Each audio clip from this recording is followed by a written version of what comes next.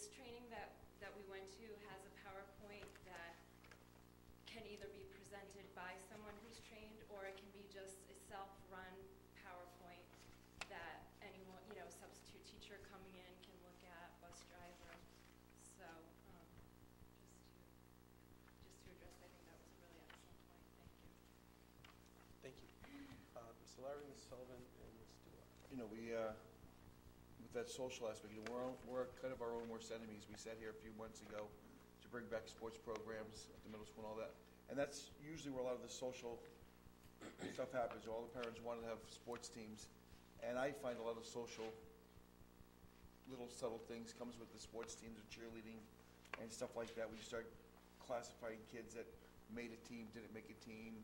And we don't have football, so I use football as an example because I don't want to single out a group. We don't have football yet. In high school, the football team all sat together, and God forbid if anyone that wasn't on the football team tried to sit with them, you didn't even sit at the same table. So, we're kind of our own worst enemies. And when I first got on the school committee, I wanted to at least have the topic of conversation of uniforms. Clothing that kids wear is a lot of kids wearing Hollister. You're wearing George from Kmart. God, can't be seen talking to you. You wear George instead of Hollister or Aeropostale or whatever it might be. So that may be a topic. I know I've brought it up to our chair before of at least have the conversation, not that I'm for it or not, but uniforms in the middle school and stuff like that. And we are going to have to teach the kids because we're always going to have sports teams. They need it for it's an important part of education. But it also causes that social anxiety and power structure going on in a school that somebody's on a team and somebody, of course, is not.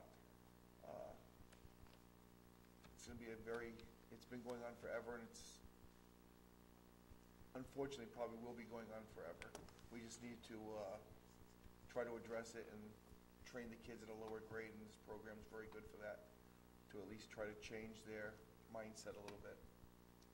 Thank you. Mr. Sullivan. Again, to continue the conversation, I just wanted to again frame my reference, although I don't have current knowledge from within the school buildings. I base a lot of my decisions on both research and past history of having raised a child and knowing many students. So I know that bullying and behavior in general and the social conditions of our school system is worthy of addressing and improving. This particular meeting and the subject of the meeting is a plan. It's not a policy change at this time. We are approving what the administration and the staff has put together for what we feel is a very good anti-bullying plan, which includes interventions which start with what is an incident. So this goes from our 2-page policy, which still stays in place, by the way, as of today, and we accept a new state-mandated anti-bullying plan that's been put together through the use of our resources. Going forward, as I've indicated, there's other policies we're going to continue to look at.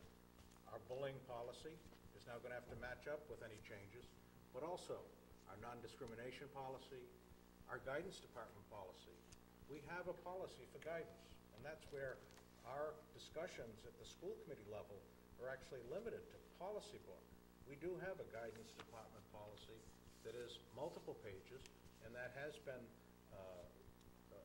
called for review at the subcommittee level. In addition, there's sexual harassment policies, student-to-student harassment, prohibition of hazing, and regulations for discipline in general. All of those policies are integrated into this anti-bullying plan. So at all levels, the school committee, and the purpose is to look for input from the community. So again, I welcome the many great comments that are made, both from the community as well as our faculty, staff, and administrators. Although our original plan was to have a hearing today for the purpose of input, we did advertise this as a school committee meeting. We have a quorum, and I wonder if, once discussion ceases through the chair, if the possibility of a motion tonight to accept this plan may be in order where we are in session as a school committee, but certainly after all discussion. I just have two questions, or one's a comment, actually. Do you know, is this the same group that went down to the middle school last year and did presentation to the parents? Yes. Somebody's saying Yes. yes over Yeah, there. the This is the Mark? same group? Yeah. That was a fabulous, they came down, they gave teaching to parents. Yes. I wonder if that's something that we could, We're definitely going to be working with them. We've already sent some of our staff to them to get trained, so that's where some of these materials came from, so. okay, it was very, very Yep. informational.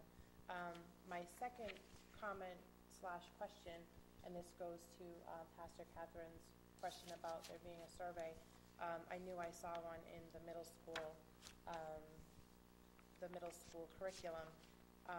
If when approved, would this survey be something that's done district-wide potentially? And would it be done before implementation and then be able to follow through as to what she was referring to? Okay, to answer that question, the packet did include a sample survey. If you reference page 5 of the plan itself, under leadership, letter C, the strategies, the very first sentence, or number 1, following strategies shall be done to allow for initial and periodic needs assessment. And I believe this is what Pastor Catherine is referring to. And the first item is surveying students, staff, parents, and guardians on school climate and school safety issues. Now, I think a survey